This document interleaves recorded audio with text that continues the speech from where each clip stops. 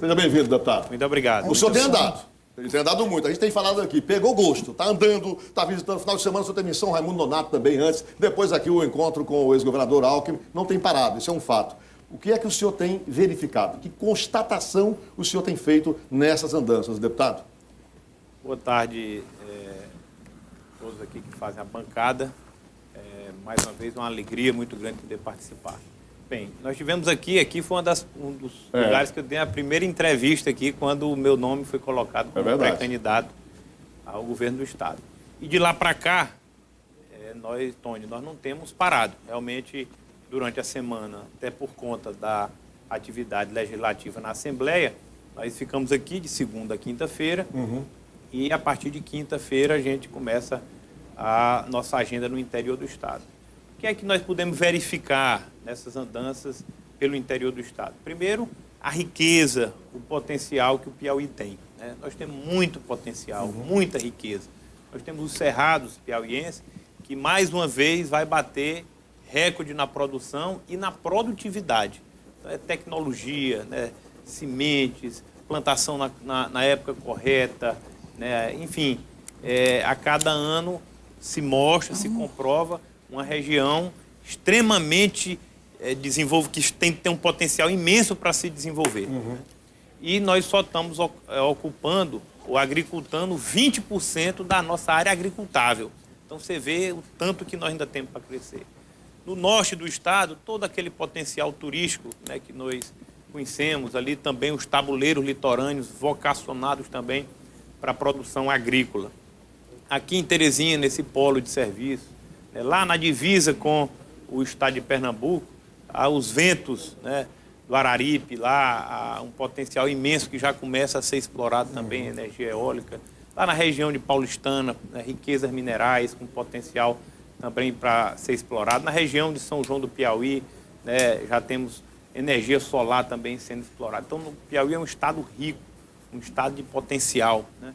Nós temos em São Raimundo Nonato, tivemos agora no último final de semana, além da nossa riqueza lá natural, com potencial para caprino e ovinocultura, tivemos lá presente numa feira agropecuária e a apicultura, nós temos lá o patrimônio cultural mundial da humanidade, que é a nossa Serra da Capivara, com a presença lá do homem americano. Então, riqueza e potencial nós temos muito, nós temos demais.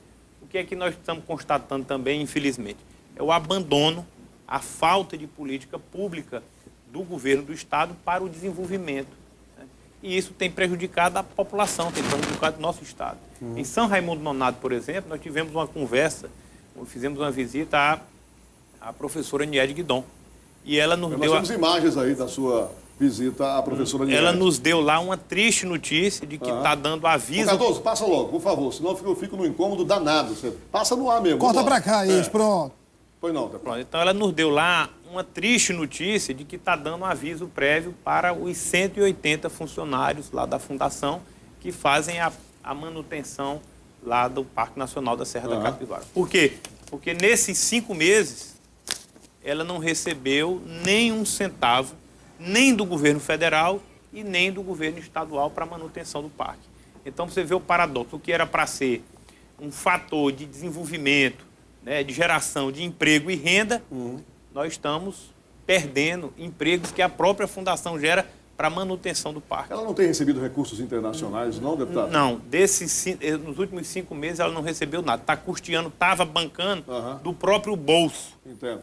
E aqui e ali ela enfrenta essa situação. E não tem como mais suportar e deu aviso prévio, está dando aviso prévio para 180 funcionários. Lá mesmo em São Raimundo Nonato, uma avenida lá de acesso ao museu, a Rua Engazeira, desde 2016, uma obra de 1.500 metros, também inconclusa.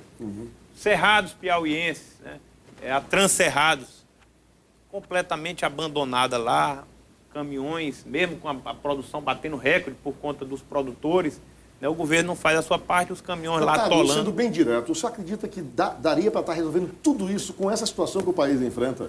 Porque a gente sempre bate nessa tecla de que os governantes, quando lá sentam, apresentam as dificuldades. E quem está por sentar ou tentando sentar naquela cadeira, sempre diz, olha, dá para resolver, é fácil de resolver, eu tenho um caminho aqui e lá. Tem sempre a chave, né, dessa porta. Aí eu faço uma pergunta ao senhor mesmo pela sua, eu sei sempre da sua serenidade e maturidade para poder responder isso. É possível resolver tudo isso mesmo? Quer dizer, é somente negligência de governo, ou é negligência, ou é porque não tem recurso mesmo? Bem, Tony, uma excelente pergunta. Primeiro, nós não estamos falando de obras que estão, ou de demandas que estão sendo apresentadas hoje, não. Sim. Né? Já vem de algum tempo. De algum tempo. E esse governo, né, essa gestão já está aí completando 12 anos à frente do governo do Estado. A Transcerrado é uma demanda de 20 anos. Né? Então, a Serra da Capivara é uma questão de manutenção. Sabe qual é o valor do convênio do governo do Estado com a Serra da Capivara? Com o Museu do Homem. 500 mil ano. Ano é 45 mil reais mês, praticamente.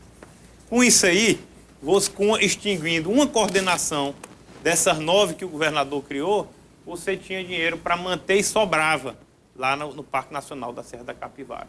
Então, é claro que nós vivemos um momento de crise. É claro. E aí estão imagens do senhor lá. E que estamos até... aliás, e que os números apontam até já para uma saída. As receitas têm aumentado. O que ocorre é que o governo não tem feito sequer o dever de casa. Nós temos aqui, ao passo em que nós temos essas demandas, essas obras paralisadas, né? E outras demandas surgindo, até as básicas, né? Como a saúde, hospitais regionais sem resolutividade. Lá em São Raimundo Nonato também, um tomógrafo foi dado lá por inaugurado há um mês atrás. Nós estamos com 30 dias e até hoje ele não realizou um exame sequer. Então, como é que se justifica Deputado, isso? Então, só para completar. Então, ao passo em que nós temos todas essas demandas espalhadas por todo o estado do Piauí, nós temos no Piauí 69 secretarias ou coordenações com o estado de secretaria. 69. Isso é um recorde. Isso é um recorde mundial. O Brasil, a União Federal, o governo federal, para governar todo o país, tem 35 ministérios. Aqui no Piauí, nós nos damos o luxo de ter um modelo administrativo, um conceito de gestão, que tem 69 secretarias. Olha, se você racionaliza isso, se você diminui essa quantidade, você tem condição de... Quer dizer, sobra dinheiro. Sem dúvida que sobra dinheiro, porque cada secretaria dessa, além do secretário, tem inúmeros cargos comissionados, tem aluguel de carro, tem aluguel de imóvel, tem água, tem luz, tem telefone, tem diárias. Some essa conta aí no decorrer de um ano, para você ver o sem hipocrisia, deputado, aí tem muito do quesito político, né? Sim. Ninguém vai negar isso. Sim, aí tem claro. um componente político forte. E o senhor chegando lá, o senhor consegue administrar sem esse componente político, deputado? A política não pode ser criminalizada e nem satanizada. E é possível você compatibilizar o critério político com o critério técnico. E nós temos um modelo aqui em Teresina que compatibiliza isso muito bem. Veja bem, nós temos no governo do Estado um modelo que chamou 15 deputados para assumir secretaria. 15. Eu estou falando de 50% da Assembleia Legislativa do Estado do Piauí, que é outro recorde mundial, eu diria. Aqui em Teresina você tem um modelo que compatibiliza o critério político, que é necessário. O prefeito, o governador são eleitos por um sistema político, por forças políticas, pelo povo, e ele tem que dar o componente e o peso político na sua gestão. Mas o que está se vendo aqui no Piauí, no governo do Estado, é uma verdadeira aberração. É um desvirtuamento total e completo. Então, é possível, sim, governar com forças políticas, compondo forças políticas com critérios técnicos. Tem áreas que não dá para você tergiversar, não dá para você titubear, porque eles têm a ver diretamente com a qualidade de vida das pessoas. Ô, Lucas, com a vida das Germana e Douglas Cordeiro, por favor. Deputado, o senhor falou que já tem percorrido o interior do estado. Como é que estão as adesões de prefeitos do interior à sua campanha? O senhor tem recebido esse... Olha, eu devo dizer que a receptividade por onde nós temos andado tem sido extraordinária, né? Isso só aumenta a cada dia, né, o meu sentimento de seguir em frente, a firmeza nos nossos propósitos, né? São extremamente animadoras, calorosas, né, a receptividade. E temos muitas manifestações de prefeitos, né, que você citou, mas de liderança, de populares, que é quem mais importa, né? Então, as pessoas realmente clamam, né, por uma mudança de postura. O PSDB tem, historicamente, uma dificuldade nesse processo de interiorização. E isso, naturalmente, já está refletindo, eu creio, irá refletir um pouco no seu trabalho lá no interior do Estado. Como é que você vai fazer? Você vai buscar, naturalmente, partidos agregados, né? Veja bem, que irão compor com o senhor. Essa questão de interiorização do PSDB, isso aí foi se criou esse discurso por conta de que o PSDB sempre teve uma força muito grande aqui na capital. Mas o fato é que não existe no interior nenhum partido hegemônico, né? Nós temos 35 partidos no Brasil hoje. Então, o quadro partidário quer dizer, pulverizou demais e você tem hoje, todos os partidos têm presença no interior. Então, naturalmente, quem tem um projeto estadual, né, de chegar ao governo do Estado, tem que compor com forças políticas e com outros partidos. O PSDB hoje, o que é que nós temos de alinhamento, né, definido? Com o Democratas e com o PSB. E tem o deputado Robert Rios Magalhães como pré-candidato ao Senado e o ex-governador Wilson Martins como pré-candidato ao Senado. Existem conversas com outros partidos, mas isso não cabe a mim aqui dizer nem antecipar. Mas é bom daqui a pouco falar um pouquinho sobre essas conversas. Germana, por favor. O presidenciável Geraldo Alckmin demonstrou uma disposição e um entusiasmo muito grande acerca da sua pré-candidatura ao governo do Estado. Mas aqui nas andanças do grupo que o senhor lidera hoje, a gente não percebe esse mesmo empenho, esse mesmo comprometimento do prefeito Firmino Filho. Hoje a gente o percebe mais nas caminhadas progressistas do que do grupo que o senhor lidera hoje. Isso não causa um certo incômodo no PSDB e não atrapalha a andança do senhor rumo ao governo do Estado? De forma alguma. Nós temos andado bastante no interior do Estado e aqui em Teresina. Nós temos que ter a compreensão de que o quadro político e as circunstâncias, às vezes, impõem limitações para cada um. E cada um ajuda, né, contribui como pode e como quer. Cada um tem o seu momento, nós não estamos ainda no período eleitoral, né, a campanha só inicia a partir de agosto, até lá nós estamos falando aqui de pré-campanha, né? E o objetivo principal desse momento é estabelecer esse diálogo diretamente com a população, com os segmentos da sociedade. Estamos buscando os conselhos de classe, os sindicatos, né, a sociedade civil organizada, associações de bairro, associações comunitárias, né, lideranças municipais. Esse é o diálogo que nós estamos Deputado, para ouvir da população as demandas, as críticas e também sugestões, soluções que nós podemos acomodar dentro do nosso plano de governo. o Tony falou de política, nós vamos já falar sobre política, porque o senhor falou aí bem no início, eu me lembrei, Tony, o senhor falou dos comissionados. E esse foi um assunto bastante debatido na Assembleia, inclusive nas idas do secretário de Fazenda, Rafael Fonteles, e esse assunto foi abordado, inclusive, pelos parlamentares. E ele demonstrou lá, eu lembro, eu estava lá, inclusive, ele mostrou que isso representa menos de 2% da folha de pagamento.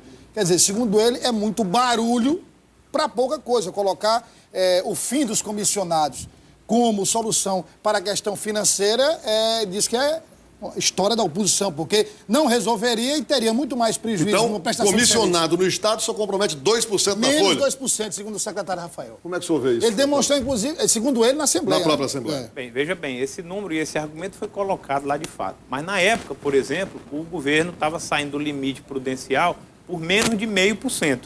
Então, esses 2% já fazem uma diferença aí no cálculo do limite prudencial.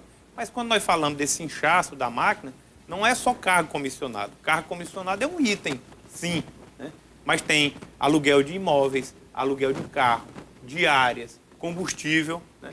Se você pegar aí o funcionamento de uma secretaria, de uma coordenadoria dessa aí, da menor que tiver, você calcular, por exemplo, o valor que ganha só os cargos comissionados, os secretários e os seus assessores, por exemplo, já daria para suplantar esse déficit que tem lá na doutora Niede Guidon com a Fundação do Homem Americano. Certamente isso custa muito mais do que R$45 mil. Já vamos continuar com o deputado Luciano, política, né? Falando de política. Mas antes, ano novo, vida nova, é a oportunidade agora. Habitat, Monteplan e Garantia estão trazendo, sabe o quê? O Condomínio Mariano Castelo Branco, um primor aqui na zona sul da capital. Veja. Zona Sul agora tem um empreendimento à altura dos seus sonhos. O Condomínio Mariano Castelo Branco. A vida que você merece. Com classe e sofisticação na parte mais alta de Teresina. São 4.000 metros quadrados de área de lazer. Apartamentos de 3 quartos sendo a suíte. Próximo aos canais de TV. Na parte mais alta de Teresina. Condomínio Mariano Castelo Branco. Venha conhecer. Condições especiais que cabem no seu bolso. Vendas 3226-6000. Bom, e agora eu quero trazer a Unimed Teresina como uma orientação, uma dica para você, para que você tenha essa segurança, essa garantia e possa proporcionar esta mesma segurança não somente a você, mas às pessoas que você ama. Unimed. Eu sou o Hospital Unimed Primavera e é importante que você saiba, meu setor de oncologia é novo, mas conta com profissionais experientes. Se você tem Unimed ou Intermed, é sempre bem-vindo aqui. Mas também recebo muito bem vários outros planos, além de particular. Eu sou o Hospital Unimed Primavera e tenho tudo o que você precisa em um hospital. Um hospital todinho para você, perto do Parque da Cidade. Olha, continuamos aqui a nossa conversa com o deputado Luciano Nunes. E agora vamos falar um pouco de política. Você viu que ele falou assim, as conversas estão acontecendo aí. E algumas não podem Claro ser que ditas, estão, né? E algumas não podem ser ditas, ele disse, algumas né? Não também podem. a gente sabe disso, né? Mas o nosso papel, e não é de ansiedade, é de Não. compromisso com o jornalismo meu, é perguntar, não é? Mas vamos assumir, tem uma ansiedadezinha. Hoje mesmo eu vi em grupos de rede social o senhor ali batendo uma bola com o doutor Pessoa na Assembleia, conversando bastante com ele. E aí houve até um indicativo de que isso pode dar em alguma coisa. Pode? Bem, primeiro assim, não tem... Sem contar que houve ali, digamos, não foi um arranca-rabo, uma faíscazinha entre o senhor e o doutor Pessoa. Ele chegou a dizer, olha, o deputado Luciano vai cuidar daí, o deputado Luciano disse, cada um tem sua estratégia e tal. Teve uma faíscazinha aí no... Não, olha, a primeira, em relação ao doutor Pessoa, minha relação sempre foi muito boa com ele. Mesmo no momento da disputa municipal, nós sempre preservamos uma relação de muito respeito e carinho. Tenho um carinho muito grande pelo doutor Pessoa, uma admiração pela sua história de vida, sua luta. É realmente um deputado admirável.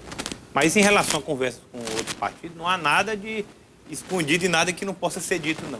O fato é que, quando você conversa com outras forças, seria deselegante da nossa parte falar que nós estamos conversando com um partido A, B ou C, que de repente pode se sentir incomodado por aquela... Né?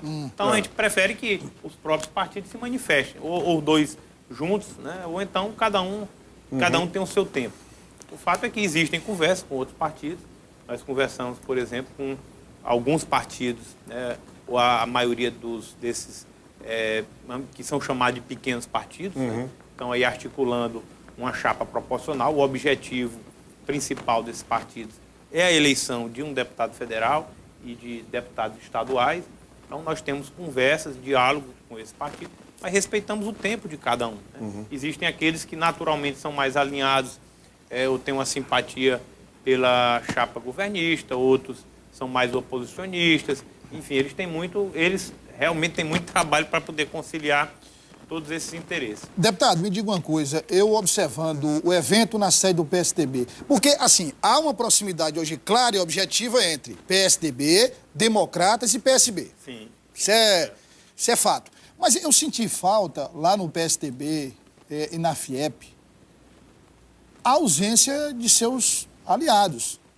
Eu vi lá, se eu não me engano, o deputado Átila esteve no PSDB, esteve na FIEP, mas os outros aliados eu senti falta. Não era para estar, não era para estar presentes lá, ao lado do senhor. O Heráclito teve no jantar. Teve no jantar. Eu notei a ausência, assim, eu notei uma mesa bem tucana, com exceção ali do deputado Átila, né? Bem, o evento era um evento partidário, realmente. Tanto que foi na sede do PSDB e foi voltado para os segmentos do partido. Né? Foi justamente a proposta era fazer um bate-papo, uma aproximação do nosso pré-candidato à presidência da República com os segmentos do partido aqui. PSDB Diversidade, PSDB Jovem, PSDB Mulher, o Tucanafro. A ideia era fazer essa aproximação e houve realmente esse momento de muita descontração, onde cada um colocou a sua posição. Naturalmente que todos foram convidados. E tínhamos lá representantes do PSB, deputado Átila Lira. Deputada Juliana. Estava presente, deputada Juliana, que era do PSB. O deputado Robert Rios esteve presente lá na sede do PSDB também. Mas teve rápido lá? Não, esteve lá sentado na mesa, inclusive. O deputado Heráclito Fortes foi receber o presidente Alckmin no aeroporto, de forma que nós tivemos lá todos os membros dos partidos, PSB e Democratas. O senhor acha que era importante estar todo mundo ali, o senhor Martins, todo mundo, mostrar aquela união, todo mundo na mesa ali, fazendo... É claro que o ideal era que pudesse estar todo mundo presente. Agora, cada um tem a sua agenda. Tem nego já atrás de votos, já também, do interior. O deputado Rodrigo Martins, por exemplo, estava no município de Cajueiro da Praia. O senador, o ex-governador Wilson Martins, estava num procedimento no hospital, ligou na hora lá, justificando. Operando, né? Enfim, então... Mas Deputado. tinha representação, sim, dos dois partidos lá, parte. Democratas e PSB. Está estabelecida uma estratégia de quanto mais cabra, mais cabrito, no sentido de maior quantidade possível de candidatos ao governo contra o governador Wellington? Veja bem, Tony, eu tenho colocado sempre que um candidato a governador, um pré-candidato a governador, tem que estar imbuído de um propósito principal, que é de fortalecer o seu projeto, fortalecer a sua pré-candidatura. Eu perguntei isso porque eu penso que a ideia seja levar a eleição para o segundo turno. Eu não tenho e nem tenho como interferir na formação e no estímulo de outras candidaturas de outras chapas. Mas conversas existem? Conversas existem à medida em que surgem os pré-candidatos. Certo. Então, eu tenho um bom diálogo com o pré-candidato Fábio Sérvio, eu tenho um bom diálogo com o pré-candidato Walter Ribeiro. Senador Elmano. Tenho um bom diálogo com o senador Elmano. O senhor acredita que o senador Elmano é candidato mesmo? Ele me Ou faz parte só de uma estratégia? Não, eu acredito que sim, ele tem colocado com muita firmeza o seu sentimento, o seu senador desejo João de ser. Vicente, qual tem sido o diálogo do senhor com ele, por exemplo? Ele é uma figura importantíssima, não tem mandato e tudo, mas é importante. Todo dia se fala, se comenta o movimento do senador João O Vicente. diálogo que o senhor teve com o senador Elmano, vocês conversaram sobre essa possível candidatura dele? Sim, o diálogo foi no sentido de que ele afirmando a disposição dele de ser candidato, né, sua pré-candidatura ao governo, e eu a minha, né, cada um na sua estratégia. O importante, a meu ver, é que os pré-candidatos da oposição, por estarem no mesmo campo, mantenham esse bom diálogo, esse bom entendimento. Deputado, em relação aqui ao senador João Vicente, eu tenho o maior respeito, a maior admiração pelo senador João Vicente. No entanto, até hoje, por que eu não cito ele como pré-candidato? Porque até hoje ele não se colocou efetivamente como pré-candidato. Né? E ele está num partido, o PTB, o seu partido, é da base do governo. Sim. E os deputados, né, que são da base do governo, lá na Assembleia, afirmam diariamente que o candidato deles é o governador Wellington Dias. Então, eu não posso me manifestar. O senhor respeita. Respeito cada um, o seu espaço. Deputado, nessa eleição, pré-campanha... Eu só discordo de um ponto aqui que o Tony colocou, de levar a eleição para o segundo turno. Porque eu tenho ouvido muito isso. Porque não sou eu quem afirma, eu tenho ouvido, por isso que eu perguntei. O meu trabalho é para ganhar no primeiro turno. É para ganhar no primeiro turno. Então, agora, respeito todos os outros candidatos. Está esclarecido. Nessa pré-campanha, eu até converso com o Tony de vez em quando, ali no câmera, Tony, eu tô achando a pré-campanha mole, Tony tá mole. Aí, de repente, a campanha dá uma esquentada e tal, tá nesse... Tem ondas, né? Tem ondas, né, nessa pré-campanha. Bom, aí se fala muito, quando se trata da chapa governista, não sei o que, de vez em quando entra o TCE pelo meio, não entra? Na chapa governista, fulano iria não sei o que e tal. Da mesma forma, o senhor... Dizem que, caso o senhor não ganhe a eleição, o senhor iria substituir o seu pai no Tribunal de Contas do Estado. Quer dizer, fala na chapa governista, fala da oposição disso. Como é que o senhor encara essa... Essa é uma elucubração, né, que não dá nem para você levar a sério. Porque para você... Dos dois lados? Dos dois lados. Porque para você disputar qualquer coisa, primeiro, você tem que ter a vaga. Não existe vaga, como é que você vai falar disso? Então... É difícil você levar a sério uma deputado, desculpa, Germano, está chegando ao final. Eu quero encerrar, se vocês me permitem, fazendo aqui uma análise de escala. Daquele dia que o senhor lançou praticamente aqui a sua pré-candidatura até agora, qual de 0 a 10, qual é o seu nível de entusiasmo? Porque dizem que é um dos maiores pressupostos, né, para uma pré-candidatura, que vai virar candidatura, que tem possibilidade de vitória. É o entusiasmo. Qual é o seu nível de entusiasmo? Já que você botou de 0 a 10, é 10. É mesmo? De entusiasmo? De entusiasmo. Tá certo, então. Mas tá mesmo. É um fator preponderante, viu, para seguir campanha adiante. Deputado, muito obrigado pela sua vinda. Eu é que o senhor vai agradeço. voltar aqui mais vezes, já lá adiante tem debate, tem tudo. Vai ser importante a TV Antena 10, como sempre. As entrevistas, né? As entrevistas, aquelas entrevistas mais específicas. Nós estamos nos preparando para a maior e mais completa, como sempre foi, cobertura das eleições no estado do Piauí. Deputado, muito obrigado. Eu é que agradeço a oportunidade Prazer. e aproveitar para levar um abraço a todos os piauienses, sobretudo aqueles que têm nos recebido tão bem e se manifestado através de ligações, de mensagens de apoio e de incentivo nessa caminhada.